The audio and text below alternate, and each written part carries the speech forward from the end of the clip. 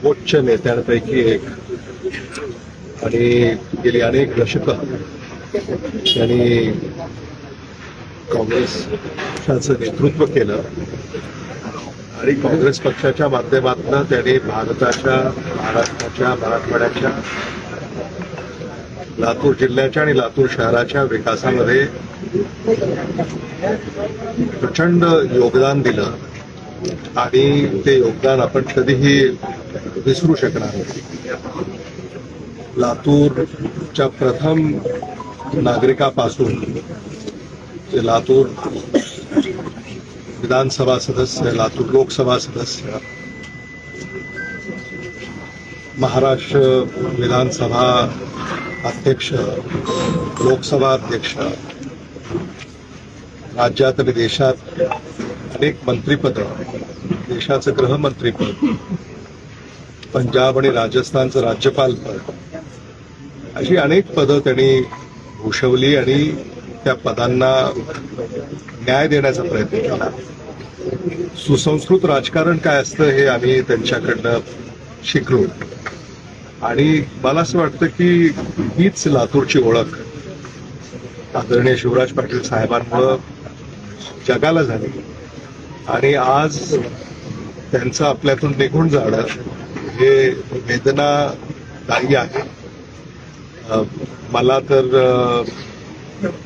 म्हणजे माझ्या कुटुंबातला एक सदस्य आपल्यातून निघून जावं अशीच भावना माझ्या हृदयाला स्पर्श करते. आदरणीय विलासराव देशमुख साहेब, आदरणीय शिवराज पाटील साहेब यांचा स्नेह हा सगळ्यांना परिचित आहे आणि आदरणीय विलासराव देशमुख साहेबांना सुद्धा राजकारणामध्ये आणि समाजकारणामध्ये खऱ्या अर्थानं आणण्याचं काम सुद्धा जर कोणी केलं असेल ते आदरणीय शिवराज पाटील साहेबांनी केलं, ते आम्ही कधीही विसरू शकणार नाही. आणि म्हणून देशमुख कुटुंबियांवर नेहमीच एक मायेचा हात त्यांचा राहिलेला आहे. देशमुख कुटुंबियाच्या सगळ्या सदस्यांना त्यांचा नेहमीच स्नेह आणि आशीर्वाद लाभला.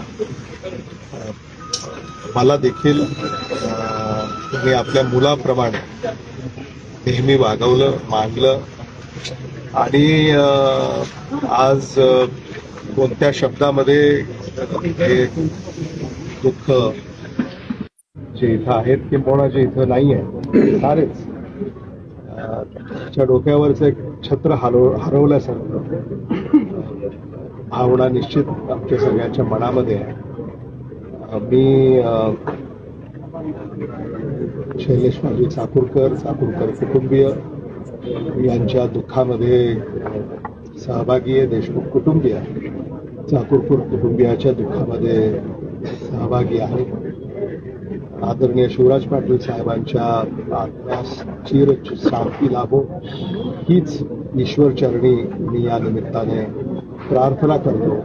आणि आदरणीय शिवराज पाटील साहेबांनी ज्या पाऊल खुणा या मागे सोडल्या त्या पाऊल खुणा येणाऱ्या पिढ्यांना दिशादर्शक ठरतील अशी आशा बाळगतो. नमस्कार.